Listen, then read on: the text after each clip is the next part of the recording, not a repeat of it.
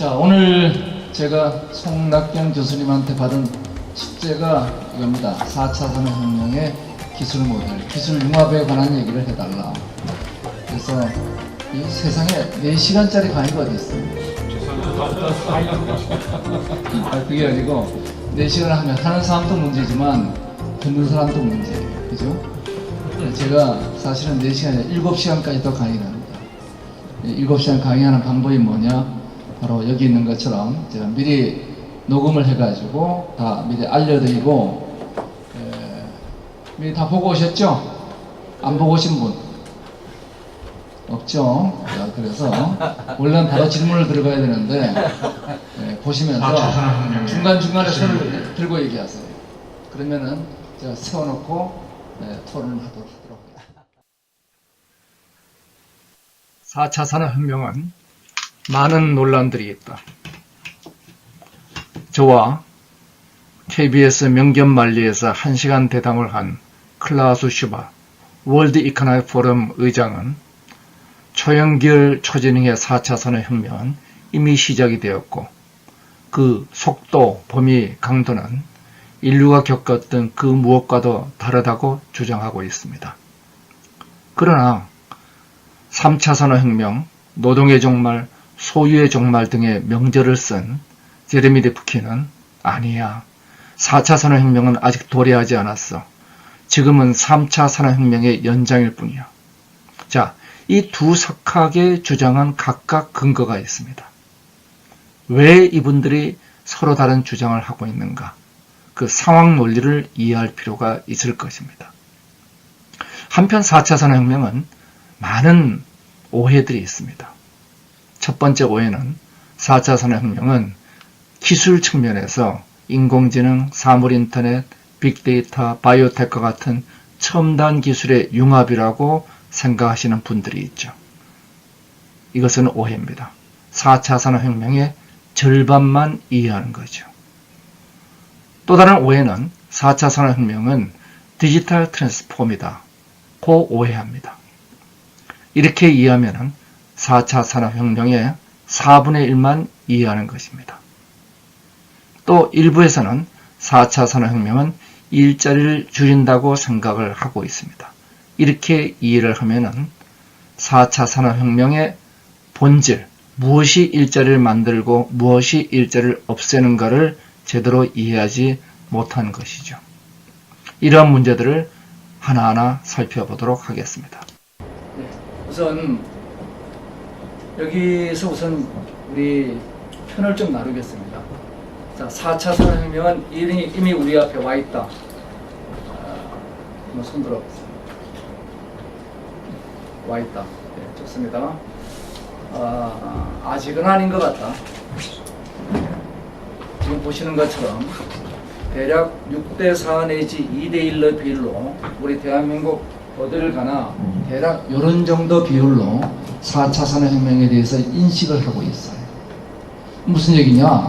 아니 30% 이상이 그거 아니라고 생각하고 있는 게 4차 산업혁명입니다. 그런데 그걸 하자고 그러니까 그걸 내가 왜 해야 되냐? 그러니까 사실 가장 중요한 전제 조건에서 우리는 퀘스천이 붙어 있어요. 자, 왜 아니라고 생각하시는지 한번 누가 말씀해 주시게요? 말씀하시기 전에 질문이 하나 있습니다. 예. 지금 우리가 1차 산업혁명부터 시작해서 지금까지 이제 4번의 혁명이라는 단어를 쓰고 있는데 그렇죠. 예.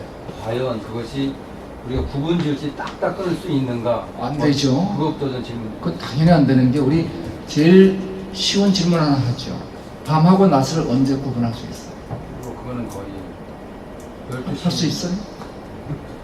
그것도 어렵습니다. 언제까지가 밤이고 언제까지가 낮이냐, 언제까지가 청년이고 언제까지 소년인가, 그거 구별 안 돼요. 그렇지만 우리는 구별합니다. 그러니까 구별에 있어서 그 중간에 블러의 영역이 있다는 건 그건 어쩔 수 없습니다. 그러니까 칼로 두부 자르듯이 잘라지지는 않지만 각 산업혁명의 특징 짓는 특징들이 있습니다. 그러니까 우리가 몇 개의 중측된 산들이 있는데 그 경계는 불확실하지만 산의 높이는 분명히 나타나고 있는 걸로 봐야죠. 또 다른 얘기요. 자, 그러면은 왔다고 주장하시는 분 한번 왜 왔다고 생각하세요? 이미 그 제조업 같은 경우에는 스마트 공장 같은 경우가 예. 많이 적용되고 시행하고 있습니다. 근데 스마트 공장은 꼭 4차 산업혁명이라고 봐야 될까요? 독일 같은 경우에는 가장 시발이 그 스마트 공장이 4차 혁명이 시작했죠. 인더스트리 4.0의 시작이 스마트 팩토리지. 예. 그래서 그렇지만 네. 그것을 우리가 4차 산업혁명이라고 받아들여야 되는 당위성은 있나요? 그러니까 그 사람들은 인더스트리 4.0이라고 해요. 그러니까 원래 DFKI 독일의 인공지능 연구소가 2001년부터 그 스마트 팩토리를 해왔어요. 10년 뒤에 2011년도에 그걸 발표를 하니까 야, 이거 되게 멋있다. 이거를 왜 공장에서만 하냐. 이거를 모든 분야에서 적용해보자. 그래서 이제 그게 인더스트리 4.0으로 확대가 됐죠. 그렇지만 그것을 4차 산업혁명이라고 단정 지을 수 있는 결정적인 근거는 사실은 부족합니다. 자, 이 논쟁은 지금도 전 세계 석학들이 논쟁하고 있는 겁니다. 우리 윤태생 교수님은 어떻게 생각하세요? 어느 편에 서세요? 저희는 그 이번 1학기 때 예. 이 대학원에서 4차 산업혁명 2라고 하는 수업을 시작했어요. 아, 그래요? 예. 예. 그 수업에서 많은 케이스를 다루고 하니까 예. 우리가 생각하는 거, 우리가 알고 있는 것보다도 더 사실 더 많은 일이 진행되고 있다고 하는 걸 발견했습니다. 예, 이미 진행되고 있고, 예. 그러니까 좀 더 우리는 슈밥 쪽에 가 계신 거예요. 네, 그렇습니다. 예. 자, 슈밥이 한 큰 잘못이 뭐냐? 저하고 명견말리에서 1시간 출연하기 전에 미리 대기실에서 몇 가지 대화를 했어요.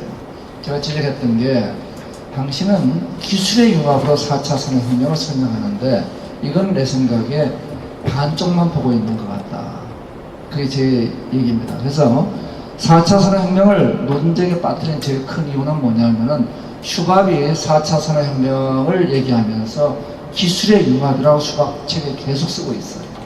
숱한 기술의 융합. 그럼 여기서 질문을 당연히 던지게 되죠. 아니, 3차 산업혁명 때는 기술 융합이 없었나요? 있었죠. 그럼 어디서 끊을 거예요? 제가 아까 질문처럼 어디서 끊을 거예요? 기술의 융합이라고 했을 때는 어디서 3차와 4차를 끊을 수 있는가는 굉장히 불명확합니다. 그래서 기술의 융합이라고 보는 이 시각 자체가 문제를 키운 겁니다. 제레미 리프킨도 마찬가지예요. 제레미 리프킨이 얘기하는 것도 주로 기술의 변화 관점에서 산업혁명을 얘기합니다. 제레미 리프킨이 3차 산업혁명이란 책에서도 계속 얘기하고 있는 것은 뭐 에너지, 기술 이런 전부 다 문제가 결국 기술 차원의 문제들이에요. 그래서 이런 문제를 제가 근본적으로 다시 보기로 했습니다. 그게 이제 산업이란 무엇인가? 우리가 뭔가를 만들고 서비스를 하면 산업인가요? 아닌 거 알죠? 생산은 반드시 소비와 연결되어야지 산업이 됩니다. 생산을 뒷받침하는 핵심은 기술이죠. 소비를 뒷받침하는 것은 인간의 욕망입니다. 즉, 산업혁명은 기술과 욕망, 이 두 가지가 결합하고 있죠. 제가 산업혁명을 기술과 욕망의 공진화라고 주장하는 이유죠. 이러한 산업혁명을 이끌어가는 것은 인간의 욕망을 연구하는 인문학, 그리고 기술의 가능성을 뒷받침하는 과학기술, 이 두 가지를 연결하는 경제사회로 구성되어 있습니다. 그런데 왜 우리는 지금까지 산업혁명을 과학기술로 얘기를 하고 있죠? 예, 그건 바로 지금까지는 결핍의 시대였기 때문에 생산이 가장 중요한 요소였다는 것입니다. 근데 앞으로 4차 산업혁명이 생산이 가장 중요한가? 논란의 여지가 있죠. 이 문제에 대해서 우리가 다시 문제 본질로 돌아갑니다. 그러니까 지금까지 산업혁명을 본 모든 학자들이 생산과 소비의 공진화 과정으로 산업혁명을 보질 않았습니다. 그렇게 접근한 게 없어요. 그런데 산업의 본질부터 가야죠. 그러니까 우리가 정말 산업혁명을 정의하고 싶으면 뭘 해야 될까요? 산업이 뭔가부터 정의해야 되겠죠. 자, 산업은 제가 말씀드린 것처럼 물건을 만들고 서비스를 한다고 산업이 되나요? 그거 아닌 건 우리 사업하시는 분 다 아시죠? 누군가 소비를 해야지 산업이 되는 거죠. 그러니까 산업의 정의는 생산과 소비의 순환 과정입니다. 이 정의에 대해서 제가 반론을 들어본 적이 없어요. 너무 당연한 얘기인데 지금까지 우리는 이걸 잊어먹고 있었던 겁니다. 일자리 문제도 마찬가지로 우리가 접근을 해야 됩니다. 일자리를 만드는 원천이 뭔가를 우리가 지금까지 잊어먹고 모르고 있었습니다. 자, 그러면 이 산업혁명을 기술과 욕망의 공존하라고 제가 보는 관점을 입증하기 위한 지금까지 산업혁명의 분석부터 해야 되겠죠. 그래서 제가 그 산업혁명을 분석을 해봤습니다. 여기에 대해서 의견이나 질문 있으십니까? 없는 걸 알고 넘어갑니다. 이건 다 동의하신 거예요? 2014년도 맥킨지는 인구 증가와 GDP 증가에 대한 도표를 발표했습니다. 제가 이 도표를 보고 아주 재미있는 현상을 찾아냈죠. 즉, 1차 산업혁명 기간 중에는 인구 증가와 GDP 증가가 선형적 비례를 하고 있습니다. 2차 산업혁명 중에는 인구 증가가 GDP 증가보다 훨씬 낮게 증가를 하죠. 즉, 생존의 욕구와 안정의 욕구가 충족된 혁명입니다. 자, 그런데 이 3차 산업혁명이 시작되는 1970년대부터 특이한 현상이 벌어지죠. 인구 증가율이 지속적으로 마이너스로 내려가고 있습니다. 왜 이런 일이 벌어질까? 바로 이것은 인간의 사회 연결 욕구가 정보혁명으로 충족되면서 벌어지는 현상이다. 즉, 우리는 지금까지 산업혁명을 기술로서만 이해해왔지만 이제는 욕망과 기술의 공진화로 재해석을 할 필요가 있다는 겁니다. 이것이 4차 산업혁명을 이해하는 데 대단히 중요한 요소가 된다는 것입니다. 우리가 1차 산업혁명 어떻게 보죠? 기계혁명이 제조업을 만들었고 2차 산업혁명은 전기혁명, 유니버설 에너지가 서비스 산업을 만들었고 3차 산업혁명은 정보혁명으로 지식 서비스 산업이 만들어졌죠. 우리는 4차 산업혁명은 지능혁명이라고 명명하고 있습니다. 그런데 이러한 것들은 전부 다 뭐냐? 인문도 아니고 경제사회도 아니고 기술입니다. 우리는 산업혁명의 한 부분만 보고 있었다는 거죠. 산업혁명의 입체적인 조망은 기계혁명이 인간의 생존의 욕구를, 전기혁명이 안정의 욕구를, 정보혁명이 사회 연결 욕구를, 그리고 지능혁명이 인간의 자기 표현과 실현의 욕구, 바로 매슬로우의 욕구 5단계서를 충족해 나간 혁명이 된다는 것입니다. 인간의 욕망과 기술의 혁신이 이제 공진화한 과정이 산업혁명 과정이었고, 이러한 관점에서 이 4차 산업혁명의 미래를 우리가 볼 수가 있죠. 이것은 사회혁명인 동시에 지능기술이 인간의 자기 표현 욕구를 충족시키고 있다. 많은 사례들을 우리가 볼 수 있을 것입니다. 그리고 항상 모든 산업혁명은 오버랩되고 있죠. 그래서 자아실현 욕구가 동시에 나타나고 있는 중입니다. 인간의 욕망을 다시 보면은 생존의 욕구는 수동적 물질을 소유하죠. 그리고 안정의 욕구는 능동적 물질의 욕망이라면은 정보혁명은 내가 이 사회에 참여하는 혁명, 그리고 자기 표현 욕구인 지능혁명은 이 사회에서 나를 드러내는 혁명이 되죠. 즉, 능동적 사회혁명, 수동적 사회혁명이 되는 겁니다. 5차 산업혁명, 아마도 개인의 혁명이 되겠죠.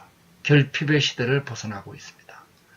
이 중요한 전환점이 바로 이 아래는 결핍, 이 위는 풍요의 시대로 들어서고 있다는 겁니다. 풍요가 되면 생산보다 소비의 문제, 기술보다 욕망의 문제가 더 중요해지는 시대가 다가오고 있는 거죠. 지금 4차 산업혁명을 이해하는데 가장 중요한 그림은 아마 이 그림이 될 거예요. 어떻게 기술과 욕망이 공진하여 왔는가. 그리고 이러한 변화에서 3차와 4차의 경계를 바탕으로 이 기술 공급 중심에서 이 인간 욕망 중심으로 산업 구조가 바뀌고 있습니다. 제가 그 메슬로우 5단계설만 보고 있는 건 아닌데요. 근데 이 그림 자체에 대해서 저는 불만이 많아요. 이게 피라미드로 그려져 있잖아요.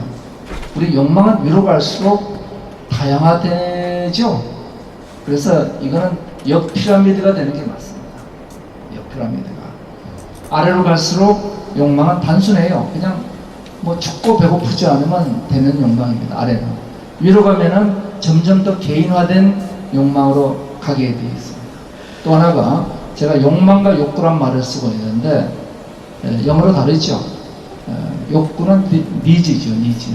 욕망은 디자이어입니다. 다르죠. 니즈는 그건 충족될 수가 있어요. 일단 배가 부르면은 더 이상 밥을 줘도 안 먹습니다. 그렇지만은 욕망은 충족되지가 않습니다. 그래서 이 자기 표현 욕구부터는 욕망으로 가게 됩니다. 그래서 이 욕망으로 가는 요 자기 표현 욕구가 주된 인간의 욕망으로 등장하는 4차 산업혁명부터 산업의 패턴이 완전히 바뀌기 시작합니다. 우리 밥 먹는 거 하나 봐도 그래요. 밥 먹는 걸 봐도 옛날에 식당은 좋은 식당의 정의는 밥 많이 주는 식당이죠. 일단 푸짐하게 줘야지 좋은 식당입니다. 그 다음에는 깔끔한 식당이 좋은 식당이에요. 그 다음은 만남의 장소가 되는 식당이 좋은 식당이에요. 요즘은 식당 가면 뭐 하나요? 사진 찍어요. 식당에 사진 찍는 데 아니잖아요. 근데 식당 가서 사진을 찍습니다. 도대체 왜 사진을 찍죠? 자기 경험을 공유하고 싶은 겁니다. 바로 자기 경험의 공유가 자기 표현입니다. 나를 알리고 싶은 거예요. 나를 알리는 방법이 경험의 공유인데 그게 어떤 사람들은 지적 능력으로, 어떤 사람은 정말 남들이 못 가진 경험으로, 어떤 사람은 미모로, 어떤 사람은 음악으로 다 달라요. 그렇지만은 나를 나타내고 싶은 건 이 사회적 욕망의 능동적 형태입니다. 사회 귀속 욕구란 것은 사회에서 나를 빼놓지 말고 나도 끼워달라는 거죠. 이게 수동적 사회 욕구예요. 근데 능동적 사회 욕구는 근데 그 사회 안에서 나를 알아달라는 거예요. 누구나 자기를 알아주기를 바랍니다. 누구나 권력을 갖고 싶어요. 사람들이 갖고 있는 굉장히 중요한 욕망 중에 하나가 내가 내 마음대로 하고 싶다는 거예요. 그게 첫 번째예요. 두 번째는 뭐냐면 남들을 내 마음대로 하고 싶다는 겁니다. 이 권력욕이죠. 이건 어마어마한 욕망입니다. 그래서 이러한 욕망들이 지금 발현되고 있는 것이 지금 비즈니스를 쫙 들여다보면은 패턴이 딱 정확히 보입니다.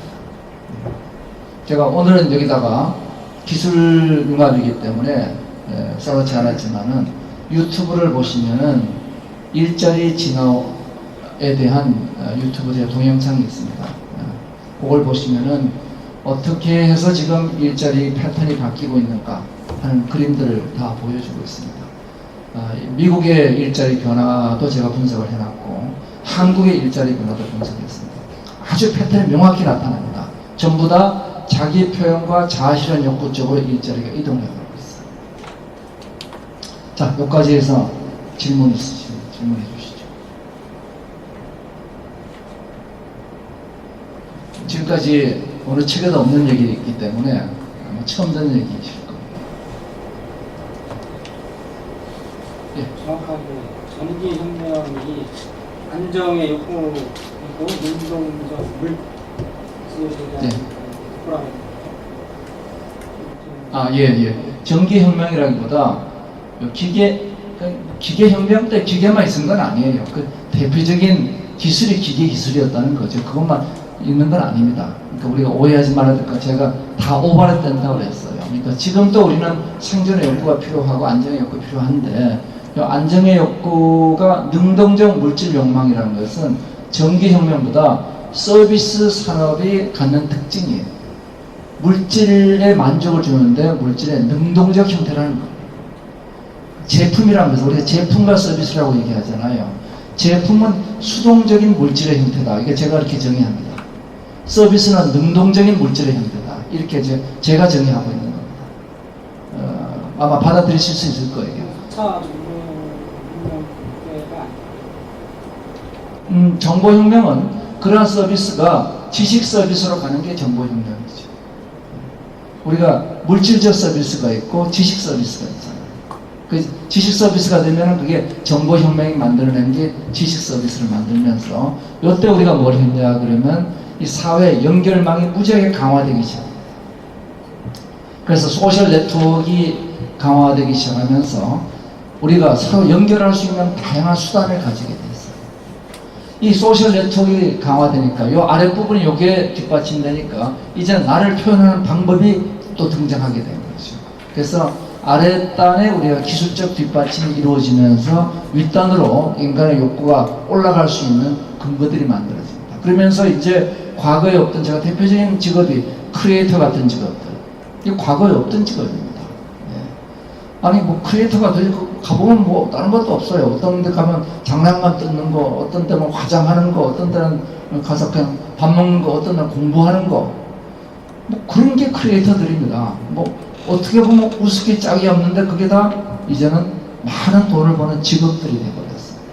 과거에 상상하지 못하던 일들이 있죠. 그런 게 전부 다 뭐냐면 나를 나타내는 직업들 이런 것들이 밑에 사회 연결에 관한 기술들이 발달하면서 그 꼽힐 수 있는 근거를 만들게 되죠. 네, 농업혁명과 1, 2차 혁명은 대부분 물질적인 건데 말씀하신 대로 1차 산업혁명은 생존의 욕구라고 하는 것은 쉽게 납득이 가는데 네. 2차 산업혁명 때는 억제해서 그게 안정의 욕구냐? 예. 왜 안정의 욕구냐에 대해서는 제가 그림을 요거 아주 보시면은 요 기원전 1000년부터 시작해서 1차 산업혁명이 완성 단계에 들어가기까지는 인구 증가율하고 GDP 증가율이 정확히 일치해요. 저 의미가 뭐냐면은 저 때는 GDP 증가라는 게 먹고 사는 문제를 해결한 거라는 얘기예요. 그러니까 인구가 증가한 거 아주 명확합니다. 이거. 근데 이 2차 산업혁명이 되면서 GDP가 더 빨리 증가하잖아요. 인구 증가율보다. 그러니까 그 차이만큼 1인당 GDP가 느는 겁니다. 그게 뭐냐면은 뭔가 오늘 먹을 거 말고 내후년에 먹을 거까지 쌓아놓게 된 거죠. 그래서 제가 요 안정의 욕구가 충족됐고 요때 대표적인 기술이 뭐였냐 그러면은 바로 기계 혁명이다 이런 얘기죠. 제가 표에 자세한 설명을 제가 안 해놨는데요. 요거는 작년도 다운로드스 1위 대한민국 1위 논문이니까 그거 찾아보시면은 거기 논문에 제가 자세하게 써놓고 있습니다. 안정의 저축을 약간 의미가 포함돼요. 예, 이쪽을 우리가 잘 해석할 필요가 있어요. 제가 물질 단계, 사회 단계, 개인 단계 이렇게 지금 나누고 있는 거니까. 예. 그걸 각각이 수동적, 능동적 이렇게 간다는 겁니다. 그렇게 보면 어떻게 될까요? 자아실현 욕구 다음은 뭘까요? 자아실현은 나에 대한 수동적 욕구예요. 욕망입니다. 저기서 욕망이 되는데 나에 대한 수동적 욕망이 자아실현이에요. 그럼 능동적인 건 뭘까요?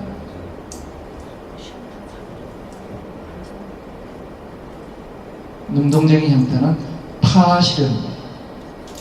나 혼자 깨치는 게 아니라 주변 사람들을 깨치게 하겠다. 석가님, 부처님 뭐 이런 단계까지 가는 거죠. 그래서 제가 머슬로우가 요 5단계 뒤에 타실현 단계 나중에 본인이 붙이고 있습니다. 여기는 뭐 흔히 알고 있는 게 5단계니까 그냥 간단하게 하려고 그 위에 때는 쓰지 않았습니다. 전부 다 뭐냐면 물질, 사회, 개인 각각 수동, 능동, 수동, 능동, 수동, 능동 이렇게 가는 겁니다. 그렇게 해석한 건 제가 해석한 거고. 예. 그러면 예. 결국은 우리가 그 산업혁명이 변하고 나서는 사회 자체도 변하지 않습니까? 당연하죠. 결국 이제 그 자기 표현의 욕망이 올라가게 되면 예.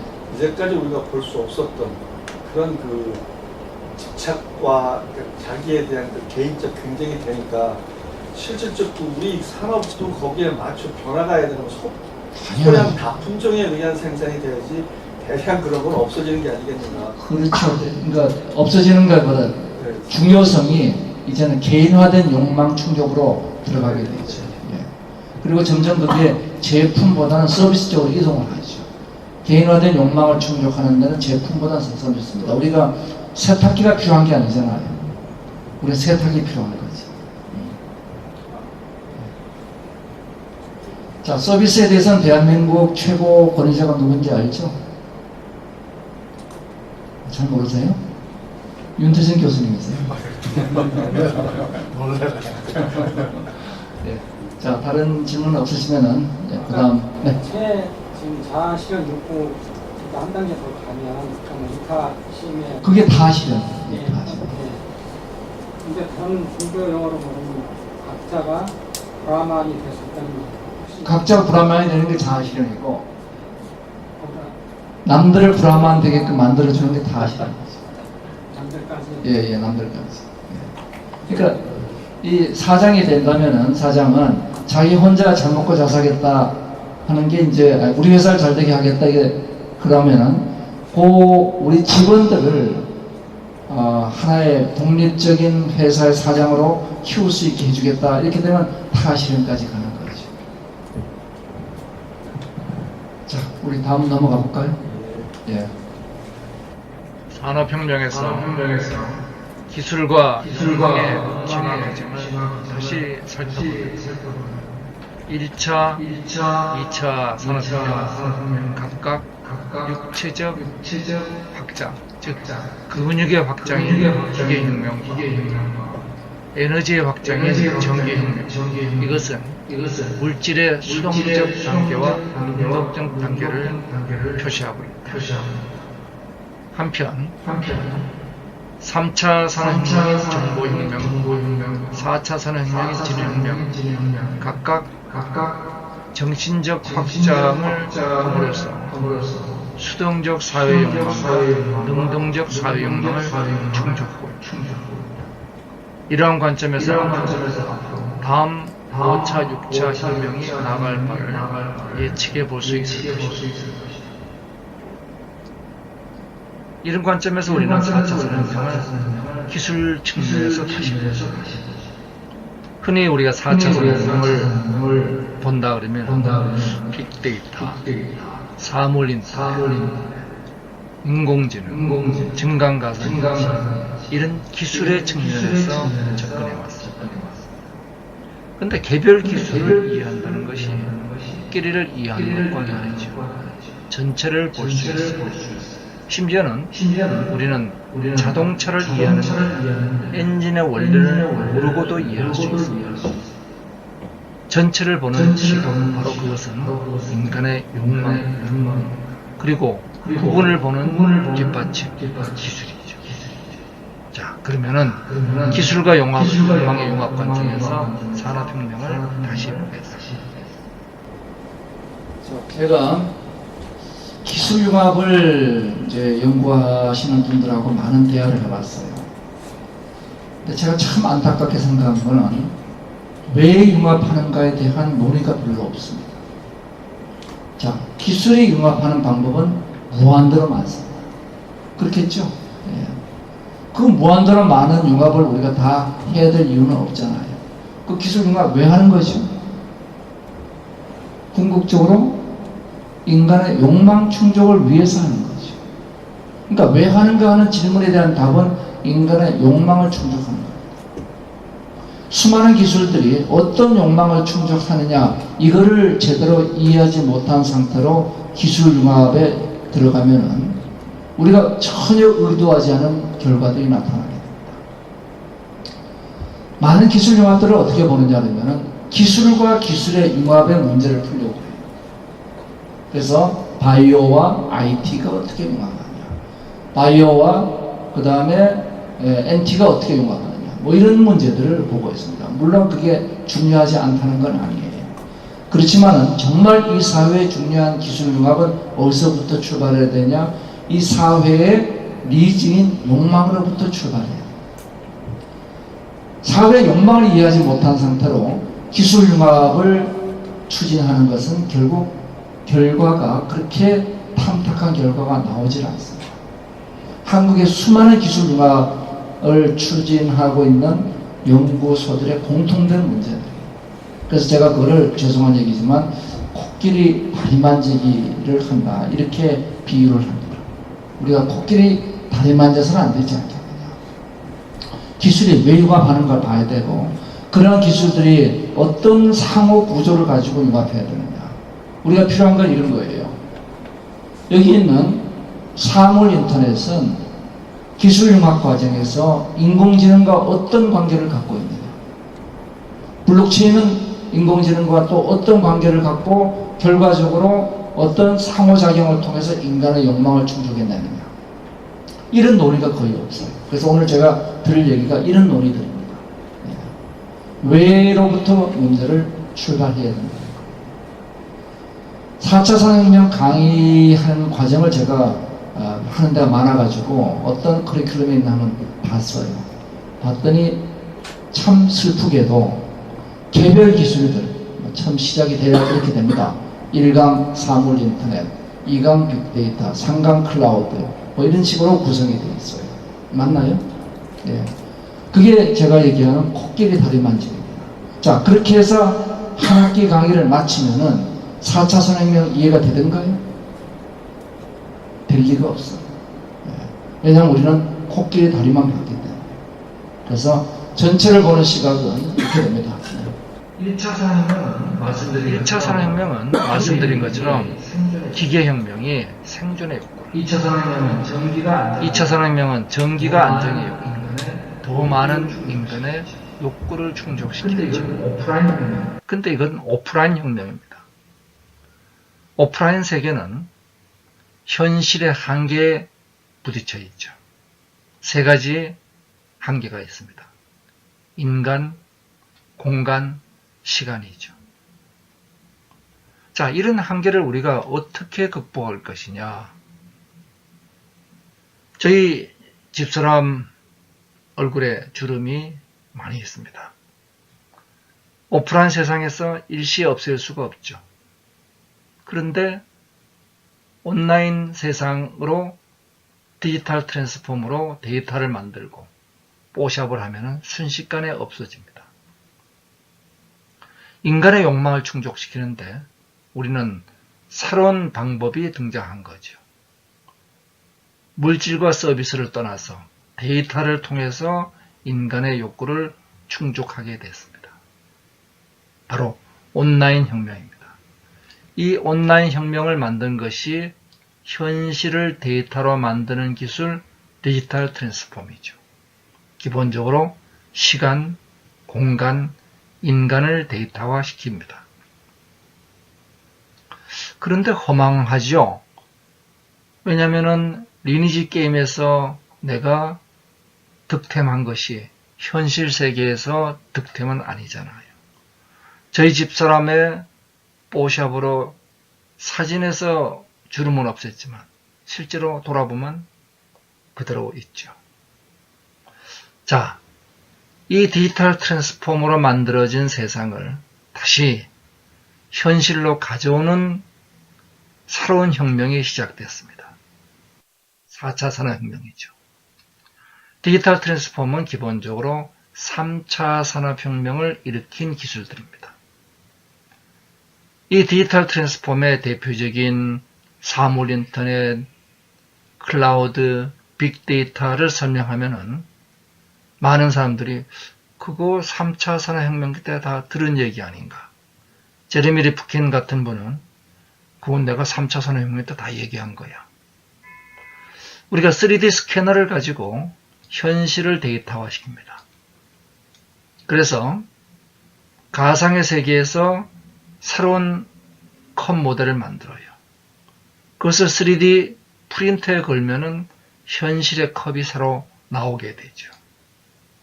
현실과 가상이 데이터를 매개로 순환되면서 현실 세계를 더 좋은 세상으로 만들어갑니다. 우리 인간의 욕망을 충족하는 더 새롭고 빠른 방법이 등장한 거죠. 자, 그래서 제가 4차 산업혁명을 이렇게 정의를 합니다. 이 4차 산업혁명의 가장 개념적 정리는 요 그림입니다. 중요한 개념적 정리는 현실 세상, 1, 2차 산업혁명이 만든 현실 세상과 3차 산업혁명이 만든 가상의 세상이 데이터로 융합하는 혁명이다. 이거예요. 그러면 여기에 융합을 위한 기술은 두 가지네요. 현실을 가상화시키는 기술, 디지털 트랜스포머입니다. 그 다음에 가상세계를 현실화시키는 기술, 애널로그 트랜스포머입니다. 제가 디지털 트랜스포머로 4차 산업혁명을 이해하면 4분의 1만 이해한다는 이유는 기술과 욕망 두 개의 관점에서 봐야 되는데 기술에서만 보면 절반이고 다음에 기술 중에서 현실을 가상으로 보내는 기술만 보게 되면 4분의 1이 된다는 의미입니다. 우리는 기술과 욕망의 공진화로 보고 그 공진화 과정에서 기술이 양방향 기술로 이루어져 있다. 이 애널로그 트랜스폼은 제가 붙인 이름입니다. 왜냐하면 가상세계에서 현실로 나오는 기술을 디지털 트랜스폼이라고 부르는 건 4차 산업혁명. 좀 그렇죠. 매너가. 디지털 트랜스폼이라고 부르는 건 조금 안 맞죠. 그래서 명확히 구별하기 위해서 저는 이걸 디지털 트랜스폼, 이걸 애널로그 트랜스폼 두 개를 합친 것을 저는 스마트 트랜스폼이라고 명명하고 있습니다.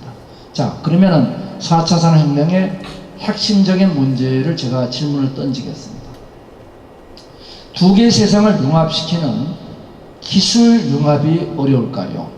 아니면 두 개의 서로 다른 가치관을 가진 두 세계의 가치관 충돌을 갈등을 봉합하는 게 어려울까요? 원격 의료의 문제는 기술일까요? 가치관의 충돌일까요? 차량 공유는 기술의 문제일까요? 가치관의 충돌일까요? 어느 게 문제일까요? 자, 기술은 문제다. 한 명도 없죠? 그러면 가치관의 문제다. 다 동의하시죠? 자, 그러면은 가치관의 충돌을 조정하는 걸 우리가 제도라고 얘기합니다.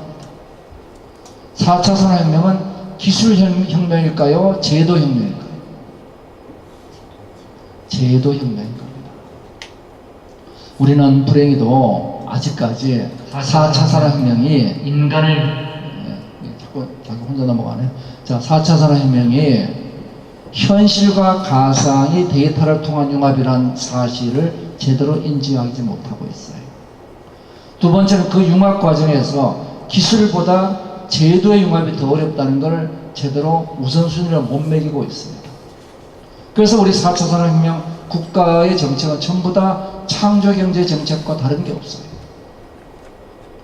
왜냐하면 문제의 본질을 모르니까. 코끼리 다리 만지고 있으니까.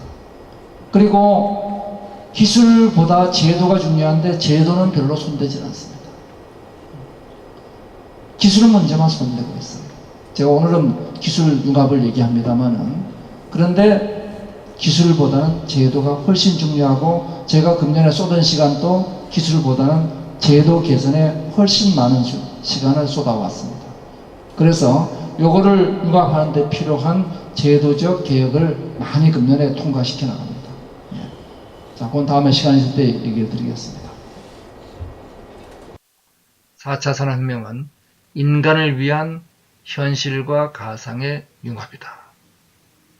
인간을 위한 바로 욕망을 이해하라는 거죠. 그리고 그것을 현실을 가상으로 보내는 디지털 트랜스폼과 가상을 현실로 보내는 애널로그 트랜스폼 기술로 융합하라는 겁니다. 사람과 사회를 통한 현실과 가상의 융합은 모든 4차 산업혁명의 본질입니다. 현실과 가상이 융합하죠. 현실 세계와 가상 세계에 인간이 갖고 있는 문제들은 이상과 같습니다. 건강, 에너지, 보안, 교통, 재해복구, 기후환경, 집건물, 제조 등등이 있죠. 이것을 온라인 세상과 오프라인 세상을 융합해서 최적화하는 거죠. 자, 그러면 이 4차 산업혁명을 한국만 사용하고 있다? 다른 나라도 모두 Fourth Industrial Revolution을 쓰고 있습니다. 단지 그들은 자기의 브랜드가 있죠. 미국은 디지털 트랜스폼, 독일은 인더스트리 4.0, 일본은 소사이어티 5.0, 그리고 중국은 제조 2025. 그런데 그 내용을 보면 동일해요. 바로 현실과 가상의 문제를 융합해서 사회 문제를 해결한다. 이러한 관점에서 한국의 4차 산업혁명을 많이 쓰는 이유는 우리 브랜드를 쓰지 않기 때문이죠. 이들은 4차 산업혁명이란 말과 자체 브랜드 같이 쓰고 있습니다. 한국의 브랜드로서 인간의 욕망을 뒷받침하는 인문학과 그리고 이를 풀어나가는 과학기술과 이를 연결하는 경제사회, 이 세 분야가 다시 초융합으로 자기 조직화하는 새로운 미래 사회를 초생명 사회라고 명명을 하고 저는 이것을 한국의 4차 산업혁명 브랜드화하자는 주장을 하고 있는 중입니다. 4차 산업혁명은 1단계는 기술혁명으로 시작합니다.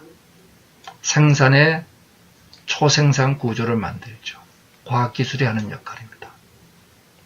그리고 2단계는 이것을 공유경제를 통해 가지고 성장과 분배를 순환시키는 역할을 하게 되죠. 마지막 3단계는 2045년 4차 산업혁명의 완성의 단계에서 들어서면은 호모 모빌리언스라는 신인류의 사회가 등장하게 될 것이다. 자, 그러면은 이러한 얘기의 여정을 떠나보기로 하겠습니다. 자, 1단계. 현실 세계는 물질의 세계입니다. 한계 효용이 체감하죠. 따라서 소유를 해야 됩니다. 반면에 3차 산업혁명이 만든 온라인의 세상은 정보의 세상이고 여기는 한계 효용이 체증합니다. 따라서 소유가 아니고 공유가 근본이 되는 세상이 되죠. 이 두 개의 세상이 융합합니다. 그러면은 갈등이 생기죠. 우버, 에어비앤비, 국가에 따라서 합법, 불법의 논쟁이 있습니다. 왜? 현실과 가상 두 개의 공유와 소유라는 서로 다른 가치관이 충돌하고 있는 거죠. 여기서 새로운 거대한 생명이 등장합니다. 3차 산업혁명까지는 큰 갈등이 없었어요. 여기는 과거에는 블루오션, 뉴프론티어였습니다. 네이버나 다음이 신사업을 벌일 때 대한민국의 기존 대기업들이 존재하지 않았죠. 그런데 이제 콜버스를 비롯해서 수많은 4차 산업혁명의 새로운 산업에서는 기존 사업과 충돌합니다. 바로 우버, 에어비앤비의 논쟁이 시작되죠. 이러한 4차 산업혁명의 새로운 생명의 대표가 글로벌 유니콘들의 폭증입니다. 자, 유니콘. 기업가치 1조를 넘어선 비상장 기업을 의미하죠. 왜 유니콘이냐? 뭐 거의 볼 수 없으니까. 상상 속의 동물 유니콘입니다. 실제로 2009년도 3월, 2010년도 11월, 근 20개월 만에 유니콘이 하나 등장하죠. 그런데 놀랍게도 2011년도가 되니까 에어비앤비, 드롭박스 등 유니콘들이 분기에 하나 이상 등장합니다. 2014년도가 되니까 이제는 한 달에 하나 이상 등장, 2015년도가 되니까 일주일에 하나씩 등장합니다. 불과 5년 사이에 유니콘의 등장 빈도가 100배가 증가하죠. 여기서 머물지 않습니다. 이제 시가총액 10대 기업 중에서 10년 전에는 하나도 없던 플랫폼 기업들이 지금은 무려 7개를 차지하고 있죠. 이 모든 비밀 코드는 뭐냐? 바로 현실과 가상의 융합입니다. 이들의 비밀 코드는 딱 하나죠. 현실과 가상을 융합해서 평행 모델을 만들고 있습니다. 제가 이 말을 만든 이유의 주인은 디지털 트윈이라는 비슷한 개념을 내놨죠. 조금은 다른 의미가 있습니다. 핵심되는 개념은 현실 세상의 한계, 즉 시간, 공간, 인간의 한계를 극복하고 있습니다. 즉 디지털 트랜스폼 기술에 의해서 시간, 공간, 인간의 현실을 데이터화시켜서 이것을 가상의 세계로 만들어 놓죠. 미치오 카쿠가 쓴 책 이름 평행 우주를 따와서 평행 모델이라고 이름을 붙였습니다. 현실을 디지털 트랜스폼으로 가상화하게 되면 무엇이 가능하느냐? 편집과 복제가 가능해집니다. 저희 집사람의 주름살을 없앨 수가 있죠. 여기에 머물르지 않고 이것을 현실 세계로 가지고 나오면 현실을 최적화할 수 있게 됩니다. 대표적인 것이 내비게이터죠. 내비게이터를 키면은 도착 시간을 예측해주고 최적의 경로를 맞추어줍니다. 즉, 이러한 예측과 맞춤은 현실과 가상의 1:1 대응이 되어 있기 때문이죠. 이를 통해서 우리는 5조의 가치를 얻는데 이것을 공장, 병원, 학교, 여행 모든 생활 구석구석에 확대되어 가고 있습니다. 바로 이것 4차 산업혁명의 본질은 바로 현실과 가상의 융합이 확대되고 있는 겁니다. 그런데 왜 지금까지 안 했을까? 공짜가 아니죠. 현실을 가상화시키고 가상세계를 최적화하고 다시 현실로 가져오는 이 O2O 평행 모델을 구축하는 비용이 공짜가 아닙니다. 자, 여기에는 수집 비용이 들어가죠. 그런데 이제 수집 비용이 한계 비용 제로에 육박합니다. 저장 비용이 들어가죠. 클라우드 저장 비용이 1억 분의 1로 감소합니다. 처리 비용이 들어가죠. CPU 속도는 100만 배 빨라지고 인공지능 알고리즘은 오픈소스화하고 있습니다. 결과적으로 우리 삶의 대부분 영역에서 이 부등식이 성립되게 된 거죠. 들어가는 비용보다 창출되는 가치가 많으면 당연히 여기서 혁신이 일어나게 됩니다. 자, 그러면은 왜 4차 산업혁명에서 현실과 가상의 융합을 통한 인간의 욕망 충족이 가능한가를 얘기했습니다. 자, 그럼 어떻게 할 것인가? 여기까지 해서 우리가 얘기한 거는 4차 산업혁명은 현실과 가상의 융합이다. 이런 현실과 가상의 융합이 이제 일반화된 이유는 뭐냐? 융합시키는 비용이 그로부터 창출되는 가치보다 적어졌다는 거예요. 그게 가장 큰 변화입니다. 이러한 변화에 뒷받침이 된 게 뭐냐 그러면은 디지털 트랜스폼 기술의 커머디티화입니다. 그래서 IoT 기술이 싸지고 클라우드가 그냥 물 쓰듯이 쓸 수 있게 되고 CPU와 오픈소스가 거의 공짜가 돼가니까 나타난 현상이 이제는 가상세계에 보내서 거기서 최적화해서 다시 갖고 오는 비용이 현실을 그냥 생으로 바꾸는 것보다 비용이 적게 든다는 거예요. 그래서 제가 예를 든 게 이거죠.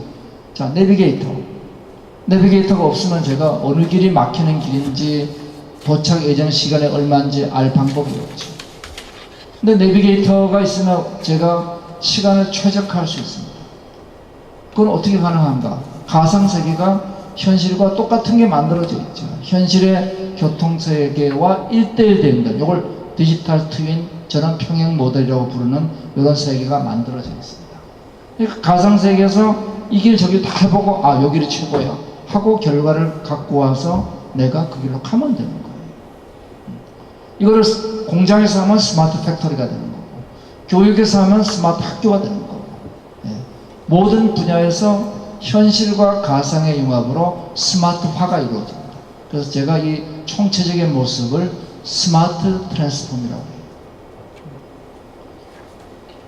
자, 그러면은 이제 어떻게 할 것이냐, 어떤 단계로 할 것이냐, 이제 그런 논의가 이제 돼야 되죠. 여기까지 질문이나 의견 주세요. 예. 결국은 4차 산업혁명을 우리가 인간의 욕망을 이제 충족하기 위한 그런 쪽을 많이 갈 텐데, 그럼 거기에 속한 실행할 수 있는 툴들은 과연 4차 산업혁명입니까? 아니면 3차 산업혁명의 연장입니까? 다 섞여 있죠. 4차 산업혁명에서 새롭게 등장한 것도 있고, 또 3차 산업혁명에서 온 것이 임계 가치가 떨어졌어요. 그래서 옛날에는 비싸서 못 쓰던 게 이제는 아주 값싸게 쓸 수 있는 것들. 대표적으로 빅데이터만 하더라도 옛날엔 빅데이터 구축이 비쌌거든요. 이제는 기술은 옛날부터 있었죠. 근데 그게 제가 말씀드린 게 커머디티화 됐다는 거예요. 기술은 있었는데 그것이 값싸게 만들어지면서 4차 산업혁명의 이네이블러가 됐습니다. 그래서 제가 정리하면 이렇습니다. 디지털 트랜스폼 기술들은 3차 산업혁명 때부터 있었어. 단지 그것이 커머디티화 되면서 4차 산업혁명의 이네이블러가 된 겁니다. 값을 싸게 만드는 거예요. 그렇지만 새로운 가치를 어떤 거를 만들어내는 건 새로운 기술들이 만들어냅니다. 그걸 제가 애널로그 트랜스폼이 만든다고 얘기해요. 그래서 디지털 트랜스폼은 이네이블러, 커머디티화를 통한 이네이블러, 애널로그 트랜스폼이 새로운 과거에 없던 가치들을 만들어내는 크리에이터, 그렇게 정의를 하죠. 지금 제조하시는 분들, 네, 좋습니다. 그러면 서비스업, 네, 좋아. 우리 회사에 인공지능 쓰고 있다. 그럼 빅데이터는 구축하고 있다. 하려고 하고 있다. 그것도 좋아요. 클라우드를 쓰고 있다. 클라우드를 쓰고 있다. 네. 그러니까 아직은 우리가 갈 길이 먼 거죠. 네. 한국이 굉장히 늦어 있습니다. OECD에서 우리가 제일 늦어 있는 거예요. 네. 그 늦어 있는 제일 큰 이유가 국정원 때문인데. 자, 그러면은 이제 어떤 과정을 통해서 가는가를 보겠습니다. 아까 제가 산업혁명의 1차 산업 인간의 육체를 산업화시킨 것이다. 그 다음에 2차는 에너지, 그렇게 얘기했습니다. 3차 신경입니다. 육체, 에너지, 근육, 에너지, 신경, 그 다음 뭘까요? 인간의 육체, 에너지, 신경, 그 다음 뭔가? 그게 정신이에요. 그러니까 4차 산업혁명은 정신, 지능혁명입니다.